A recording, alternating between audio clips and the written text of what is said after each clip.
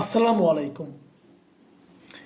প্রিয় দর্শক, আমরা আতঙ্কিত বোধ করছি একটা কথা ভেবে, যে যে কথাটা আমরা শুরু থেকে বলতাম এবং বিগত সরকারের আমলেও বলেছি বহুবার, সেটা হলো আমরা কি জাতিটাকে বিভক্ত করতে চাই।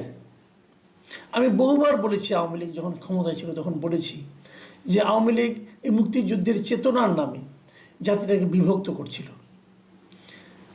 বিএনপি মুক্তিযুদ্ধের চেতনা বিরোধী দল, জামাতে ইসলামী মুক্তিযুদ্ধের চেতনা বিরোধী দল, এদেরকে রাজনীতি করতে দেওয়া যাবে না, জিয়াউর রহমান পাকিস্তানের চর ছিলেন, এ ধরনের নানা কথা কিন্তু আমাদেরকে শুনতে হয়েছে। ফলটা কি হয়েছে? ফলটা হলো জাতিটাকে দুভাগ করে দেওয়ার একটা প্রচেষ্টা, যে দেশ আমরা চালাবো, আমরাই থাকবো, তোমরা থাকবেই না, তোমাদের দৌড়ের উপর রাখবো। আওয়ামী লীগ সরকারের পতনের পর গত বছরের অগাস্টে আমরা কি ভেবেছিলাম? আমরা ভেবেছিলাম এবার বুঝি জাতিটা ঐক্যবদ্ধ হবে, এবং জাতিকে ঐক্যবদ্ধ করার জন্য একজন অরাজনৈতিক ব্যক্তিকে আনা হয়েছিল, যিনি আওয়ামী লীগ বিএনপি কোনো দলই করেন না। তিনি হলেন ডক্টর ইউনূস, এবং দেশে তার একটা পজিটিভ ইমেজ ছিল। আমরা ভেবেছিলাম যে উনি বিভিন্ন দলমত নির্বিশেষে সমস্ত লোকদেরকে এনে, যোগ্য লোকদের একত্রিত করে একটা সরকার গঠন করবেন, এবং সেই সরকার একটা নির্দিষ্ট সময় পরে দেশে একটা নির্বাচন দেবে, এবং গণতান্ত্রিক প্রক্রিয়ায় নির্বাচিত সেই সরকারের হাতে ক্ষমতা হস্তান্তর করা হবে। এবং এর মাঝে উনি কিছু কিছু কাজ করবেন, যে কাজগুলো যে সমস্ত নিয়ম কানুন, যে সমস্ত রীতিনীতি থাকলে পরে একটা মানুষের পক্ষে অথবা একটা সরকার প্রধানের পক্ষে স্বৈরাচারী হয়ে ওঠা সহজ হয়, সে ধরনের সিস্টেমগুলি উনি চেঞ্জ করবেন। এই তো ছিল প্রত্যাশা। কিন্তু সেই প্রত্যাশাটা কি এখন আপনাদের কাছে কি মনে হচ্ছে? যে প্রত্যাশা ছিল, যে আশা ছিল, সেটা এখন আমাদের হতাশায় পরিণত হয়েছে। আমরা দেখছি ঐক্যের নামে এখন আরেকটা অনৈক্য তৈরি করা হয়েছে। প্রথমত বিভক্ত করা হয়েছে আওয়ামী লীগের লোকজনকে, মানে ওরা যেন দ্বিতীয় শ্রেণীর নাগরিকে পরিণত হয়েছে, সেকেন্ড ক্লাস সিটিজেন। তুমি আওয়ামী লীগকে সমর্থন করতা, অতএব তুমি সেকেন্ড ক্লাস সিটিজেন থাকো, তুমি কোনো কথা বলতে পারবা না, তোমার মতামতের কোনো মূল্য নাই, তুমি কেউ নাই দেশে। এই যে কাজটা নাকি আওয়ামী লীগ করেছিল বিএনপি এবং জামাতের সঙ্গে, ঠিক সেই একই কাজ তার চেয়েও দ্রুত বেগে, তার চেয়েও প্রবলভাবে এই সরকার করা শুরু করলো। অথবা এই সরকার নিজেরা করলো না, অন্যরা করলো, এই সরকার তাদের প্রশ্রয় দিল, এই সরকার করতে বলল, করার মতো অনুকূল পরিবেশ তৈরি করলো। দেশটা কিন্তু আমরা আবার দেখলাম দুই ভাগ হয়ে গেল। এখন এক ভাগ যারা আছেন তাদের মধ্যেও আবার এখন আরেকটা দ্বিধা বিভক্তি তৈরি হলো, এই জুলাই সনদকে কেন্দ্র করে, এই গণভোটকে কেন্দ্র করে। কি আছে জুলাই সনদে? কেন এই বিভক্তি? আমরা দেখলাম জুলাই সনদের দায়িত্বটা বেসিক্যালি যে লোকটা হাতে দেওয়া হলো, এই ভদ্রলোক এই সংস্কার কর্মসূচি শুরুর আগেই উনি একটা প্রজেক্ট নিয়ে এসেছিলেন। ওনার প্রজেক্টটা কি? যে এই সংবিধান চলবে না, ৭২-এর সংবিধান এটা সংশোধনের অযোগ্য। মানে সংবিধানে তো ভাই কিছু কিছু জিনিস তো চেঞ্জ করলেই তো হয়, কিছু কিছু ভুল জিনিস থাকে, কিছু কিছু জিনিস থাকে যেটা নাকি গণমুখী নয়, সেগুলো চেঞ্জ করেন আপনি। উনি বলেন না, এটা চেঞ্জও করা যাবে না, এটা চেঞ্জ করারও অযোগ্য, নতুন করে সংবিধান পুনর্লিখন করতে হবে। এই থিওরি নিয়ে আসলেন। কে নিয়ে আসলেন? উনি বিদেশে একটা ইউনিভার্সিটির রাষ্ট্রবিজ্ঞানের টিচার।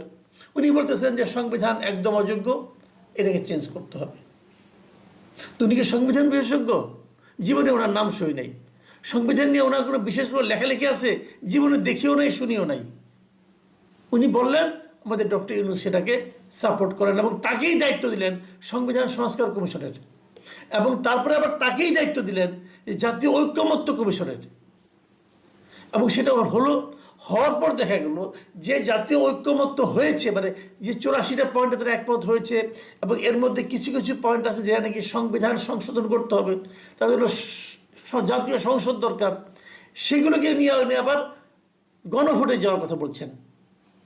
মানে এবং উনি এটাও বলে দিচ্ছেন যে গণভোটের মানে জাতীয় সংসদ নির্বাচনের মাধ্যমে যারা নির্বাচিত হবে তাদের প্রথমে দায়িত্ব হবে এই সংবিধানগুলি সংশোধন করা, যেগুলি এখান থেকে ওনারা ঠিক করে দিয়েছেন সেগুলো। কিন্তু এর বাইরে ওনারা আর কিছু করতে পারবেন না।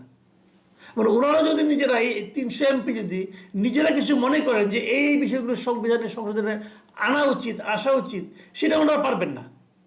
এই আলী রিয়াজ সাহেবের মানে ফর্মুলা, এর বাইরে কেউ যাইতে পারবে না, এটাই মানতে হবে, এটাই করতে হবে। তাই মামার বাড়ি আবদার নাকি? এই মামা বাড়ি আবদার নিয়ে উনি একটা প্রজেক্ট নিয়ে আসছেন, পুরো একটা আওলা বাজিয়ে দিয়েছেন উনি। এবং তারপরে এটা কীভাবে করবেন, এটার জন্য একটা রাষ্ট্রীয় একটা আদেশ তো লাগবে, একটা আদেশের মতো একটা খসড়া করলেন। সেই খসড়া নিয়ে বিএনপি সরাসরি বলে ফেললো এই জাতীয় ঐক্যমত্য কমিশন ঐক্যমত্যের নামে আসলে জাতির মধ্যে একটা অনৈক্য তৈরি করতেছে। মানে যে জিনিসটা তাদের সঙ্গে আগে বলেছিল, যে সনদে তারা স্বাক্ষর করেছিল, তার সঙ্গে মিল নেই এমন জিনিসপত্র নিয়ে এটা বানিয়েছেন। ওখানে যেমন নোট অফ ডিসেন্ট ছিল, কতগুলি বিষয়ের সঙ্গে বিএনপির আপত্তি ছিল, ওই আপত্তিগুলো ওভাবে রাখার কথা ছিল, যে ওগুলো ওভাবেই থাকবে, মানে জাতীয় সংসদে যে এগুলো আলোচনা হবে, কিন্তু ওগুলো নিয়ে একদম উঠিয়ে দিয়েছেন, আপত্তি নাই এখন আর।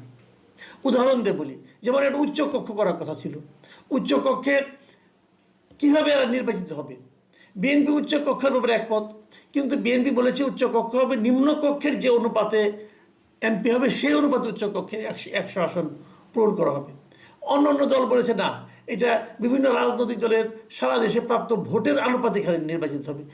ভালো মন্দ নিয়ে আমি আলোচনা করছি না, কিন্তু বিএনপি আপত্তি করেছিল, তো সেই জিনিসটা তো লিখে থাকতে হবে যে বিএনপি আপত্তি করেছিল এই জায়গাটাতে। তাও যদি না লিখে আপনি দেন, তাহলে জনগণ তো কী বুঝবে? হা বুঝবে না বুঝবে? যদি হা দেয় তাহলে কিন্তু বিএনপির আপত্তি আর থাকলো না, না বুঝি হা দিল জনগণ। তো এই জায়গাটাতে বিএনপি বলেছিল যে সেই যে আমার নোট অফ ডিসেন্ট আছে এগুলো এখানে লেখা থাকতে হবে, এরা লিখে রাখেনি। না লেখাতে কী হলো? আরেকটা বিরোধ তৈরি হইল, এবং এই বিরোধের ফলটা কী দাঁড়াচ্ছে এখন দেখেন। এখন আমরা দেখছি বিএনপি এবং জামাত ইসলাম এবং এনসিপি এরা পরস্পরের বিরুদ্ধে এমন এমন সব কথা বলছেন যে শুনেই বোঝা যাচ্ছে তাদের মধ্যে ঐক্য এখন মানে সুদূর পরাহত হয়ে গেছে। আমি আজকে বিএনপির কয়েকটা মন্তব্য আপনাদেরকে পড়ে শোনাতে চাই। দেখেন কি বলেছে সালাউদ্দিন আহমেদ সাহেব, স্থায়ী কমিটি মেম্বার, এবং উনি এই ঐক্যমত্য কমিশনের প্রতিটা সভায় উনি থাকতেন। উনি মানে জাস্ট বলেছেন যে আজকে বলেছেন নারায়ণগঞ্জে একটা অনুষ্ঠানে যে বলছেন যে নির্বাচনের আগে একটি দল জাতিকে বিভক্ত করতে চায়, মানে উনি সরাসরি জামাতকে বলেছেন। এবং জামাতের সমালোচনা করতে যে উনি এখানে আরও বলেছেন যে এদেশের মানুষ মওদুদীর নয় মদিনার ইসলামের অনুসারী। তার মানে উনি জামাতকে বলতেছেন এরা মওদুদীর ইসলামের অনুসারী। দেখুন সরাসরি কিন্তু পরস্পরকে আক্রমণ করা কিন্তু শুরু হয়ে গেছে। এদিকে বিএনপির আরেক নেতা মোয়াজ্জেম হোসেন আলাল, উনিও আজকে দেখলাম বলতেছেন, উনি চেয়ারপারসনের উপদেষ্টা, উনি বলতেছেন যে উনি জামাতকে নিষিদ্ধ করার আহ্বান জানিয়েছেন। মানে জামাতকে নিষিদ্ধ করতে হবে, তো যে দলকে নিষিদ্ধ করতে হবে তারা নির্বাচন কীভাবে করবে? তো আমি ওনার দাবি, প্রশ্ন, প্রস্তাব এগুলো নিয়ে কিন্তু কোনো প্রশ্ন করছি না। আমি খালি বলছি যে এই নিষিদ্ধের দাবিটা কিন্তু ওনারা এই যে বিরোধটা তৈরি হয়েছে তার আগে করেন নাই, যেই বিরোধটা তৈরি হলো তখনই তারা এগুলি বলা শুরু করছেন। তার মানে কি বিরোধটা এখন তীব্র আকার ধারণ করেছে। যদি এই তীব্র আকারে বিরোধ নিয়ে চলতে থাকে তাহলে আলটিমেটলি জাতীয় ঐক্যবদ্ধভাবে অগ্রসর হবে। দেখুন আমি যে বক্তব্যটা নিয়ে মূল যে বক্তব্যটা যারটা বলতে চাই আজকে আমি, সেটা হলো মেজর হাফিজ। উনি বিএনপির স্থায়ী কমিটির একজন সদস্য, মেজর অবসরপ্রাপ্ত হাফিজউদ্দিন আহমেদ, খুব প্রবীণ একজন রাজনীতিবিদ এবং ঠান্ডা মাথার লোক। উনি আজকে উনি খুবই বড় একজন মুক্তিযোদ্ধাও ছিলেন। উনি কি বলেছেন, ওনার বক্তব্যটা আপনি শুনুন। উনি বলেছেন যে আমাদের জুলাই সনদের প্রয়োজন নেই, একটি সংসদ প্রয়োজন যারা গণতন্ত্রকে বাস্তবায়ন করবে। মানে উনি জাস্ট বলতেছেন যে জুলাই সনদ লাগবে না ভাই, এটা বাদ, আমরা একটা সংসদ নির্বাচন চাই, সংসদ নির্বাচনে যারা নির্বাচিত হবে তারাই দেশে গণতন্ত্রকে বাস্তবায়ন করবে। সিম্পল কথা। তো এখন কি হবে জুলাই সনদের? তাহলে এখন কি জুলাই সনদ বাস্তবায়ন কে চায় না এটা মারামারি হবে? মেজর হাফিজের আরও কতগুলি কথা আছে যেটা নাকি সরকারের বিরুদ্ধে সরাসরি অভিযোগ করেছেন। তিনি বলেছেন যারা মুক্তিযুদ্ধ করেছে অন্তর্বর্তী সরকার তাদের ভুলিয়ে দিতে চায়, এই কথা উনি বলেছেন। উনি আরও বলেছেন যে এই সরকার কোথাও মুক্তিযুদ্ধের কথা বলে না, ৭১-এর মুক্তিযুদ্ধকে হেয় করার চেষ্টা চলছে। অনেক ত্যাগ আর তিতিক্ষার বিনিময়ে দেশ স্বাধীন হয়েছে, এই সংগ্রামের সঙ্গে অন্য কোনো আন্দোলনের তুলনা হয় না। এই দেশের জন্ম হয়েছে মুক্তিযুদ্ধের মধ্য দিয়ে। এই যে অভিযোগটা করেছেন মেজর হাফিজ, আপনি কি অভিযোগ অস্বীকার করতে পারেন? আসলে কি এই সরকার মুক্তিযুদ্ধকে ভুলিয়ে দেওয়ার চেষ্টা করছে না বিভিন্ন কর্মকাণ্ডের মাধ্যমে? সরকার মানে কি? এই সরকারের উপদেষ্টা যারা, এই সরকারের উপদেষ্টাদের মধ্যে এই ধরনের প্রবণতা আপনারা লক্ষ্য করছেন না? করছেন তো। তারা মুক্তিযুদ্ধের সঙ্গে এই 24-এর গণ অভ্যুত্থানকে প্যারালাল নিয়ে আসছে। এটা নাকি দ্বিতীয় স্বাধীনতা কি কি বলে আর কি। তো এইগুলি তো ঠিক না। এগুলি বলার মাধ্যমে ওনারা বারবার দেশটাকে বিভক্ত করছেন। আমার দুঃখ একটাই, আপনারা জাতিটাকে আর কত ভাঙবেন? এটা কি হোমিওপ্যাথির ডোজ নাকি রে ভাই? হোমিওপ্যাথিতে একটা কথা বলা হয় যে ক্ষুদ্র থেকে ক্ষুদ্রতর যে ডোজ, ওটাই নাকি বেশি কার্যকর। তো আপনারা কি জাতিটাকে হোমিওপ্যাথির ডোজ মনে করতেছেন যে যত ভাঙা যাবে তত শক্তিশালী হবে? আমি মনে করি ডক্টর ইউনূস এই সময় তার সর্বশেষ সুযোগটা তার সামনে এখন আসছে। উনি এরই মধ্যে নিজের ইমেজ অনেক নষ্ট করেছেন, দেশকে অনেক পিছিয়ে দিয়েছেন। আমি মনে করি এখন ওনার সর্বশেষ সুযোগটা ওনার কাছে আছে যে উনি দেশটাকে আবার ঐক্যের দিকে নিতে পারেন কিনা। উনি যদি এখন ওই আগের মতোই চুপচাপ বসে থাকেন যে হোক ওরা মারামারি করুক, তারপরে আমি ছাড়া কোনো বিকল্প থাকবে না, উনি যেটা মনে করেন উনি আসলে ভুল করছেন, উনি ভুল স্বপ্ন দেখছেন। ওনার আশেপাশে কিছু লোক আছে যারা সবসময় তাকে আমার ধারণা একটা একটা প্ররোচনা দেয় যে স্যার আপনি স্যার আর কেউ নাই। বিষয়টা সেরকম না। আপনি খুবই খারাপ অবস্থা আছেন জনগণের মনে, দেশটা আপনি চালাতে পারছেন না। আর আপনার কারণে এই দেশ ক্ষুদ্র থেকে ক্ষুদ্র মানে দেশের জনগণের মধ্যে আপনি ভাগ ভাগ ভাগ ভাগ করে দিচ্ছেন, দ্বিধাবিভক্ত করে দিচ্ছেন, 3 ভাগ করে দিচ্ছেন, 4 ভাগ করে দিচ্ছেন। আপনি করছেনটা কি?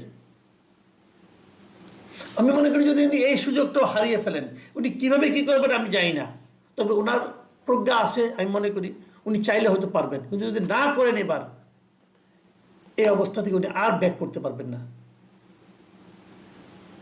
প্রিয় দর্শক, এখন এই পর্যন্তই। আল্লাহ হাফিজ।